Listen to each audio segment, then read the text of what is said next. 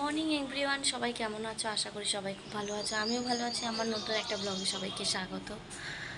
তো এখন বাজে হচ্ছে 10টা বাজতে 10 মিনিট বাকি। এখন থেকে আমি ব্লগটা কন্টিনিউ করছি। কালকে একটু শান্তিতে ঘুমাতে পেরেছি। তোমরা জানোই যে কালকে এসি চলে এসছে, ব্লগটা পেয়ে যাবে। আর চলো আজকে কী কী করি তোমাদের সাথে পুরোটা শেয়ার করছি। হ্যালো গাইস, সবাই কি করছো? আমি বসে আছি, এখন বেরোয়নি, বেরোনোর কথা ছিল, কিন্তু যেহেতু বললো যে এখন আর বেরোতে হবে না, কর্ম থাকবে না আজকে আজকে থাকবে না।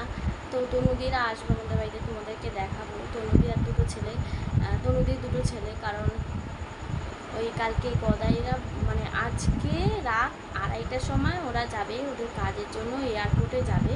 তো সেখানে যেহেতু কাজ আছে, তো বাপন, সুজনদা, তারপরে গদাই তিনজনেই যাবে, আর শুভদাও যাবে। কিন্তু সুজনদার বাড়িতে এমন গদাই থাকবে, কারণ যেহেতু মানে রাত করে বেরোবে। এবারে আমার মতে মনে হয় ওইখানে একসাথে ছেলেরা বেরোলেই ভালো হয়। তো যাই হোক, তো ওর জন্য আমি বললাম, সুজনদা বললো, আমি তনুদিকে বলেছিলাম যে তোদের বাড়িতে যেতে। বললাম হ্যাঁ, এটা আবার আমাকে বলতে হবে, তো চলে আসবে, অসুবিধা কী আছে। তো তনুদি রাতের বেলা আসবে। আর আজকে দুপুরবেলা তো আমাদের মানে আমি শুয়ে পড়েছিলাম, ভালো লাগছিল না শরীরটা। আর সবাই ভাবতে পারো যে হ্যাঁ এসি চলে এসেছে এই জন্য এখন ঘুমাচ্ছে, এতদিন তো ঘুমাতে হতো না, সেরকম কোনো ব্যাপার নয়। ব্যাপারটা হচ্ছে আমি 4:30টার সময় মানে গান শুনতে শুনতে হট করে চোখটা লেগে গেছে আর ঘুমিয়ে পড়েছি। আর ওরকমভাবে আমি মানে কিছু ভিডিও করতে পারিনি। আর আজকে আমি খেয়েছি হচ্ছে তোমাদের হচ্ছে ওই আমি সকালবেলা আজকে বললাম যে মাছ করেছিলাম, বেগুন দিয়ে আলু দিয়ে মাছের ঝোল করেছিলাম। গদাই রুই মাছ এনেছিল, ওই রুই মাছের ঝোল করেছিলাম, আর উচ্ছে ভাজা করা হয়েছে। তো এটাই আজকে দুপুরবেলা লাঞ্চে ছিল। তখন ব্লগ করিনি।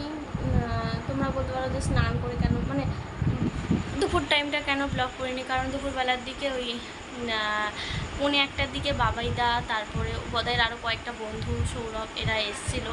তো ওরা একটু কাজের ফুটবলের ব্যাপারে মানে কাজের কথাই বলছিল। তো সেই জায়গাটা তো আর ব্লগ করা আমার কন্টিনিউ হবে না, তো আমি ওই জন্য ব্লগ কিছু করতে পারিনি।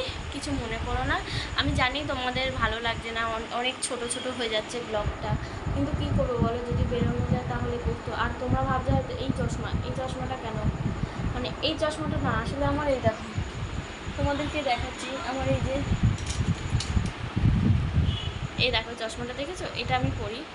এই চশমাটার কী হয়েছে, ডানটিটা তোমরা বলো সবসময় কি ডানটি ভাঙতে থাকে, আমার ডানটি ভাঙতে থাকতো না, কারণ আমার জিনিস খুব টেকে প্রথমত। আর দ্বিতীয় নম্বর কথা হচ্ছে, ওটা তো সেদিন রঙের দিন মানে চোখ থেকে পড়ে একজন পা দিয়ে দিয়েছে বলে ভেঙে গেছে।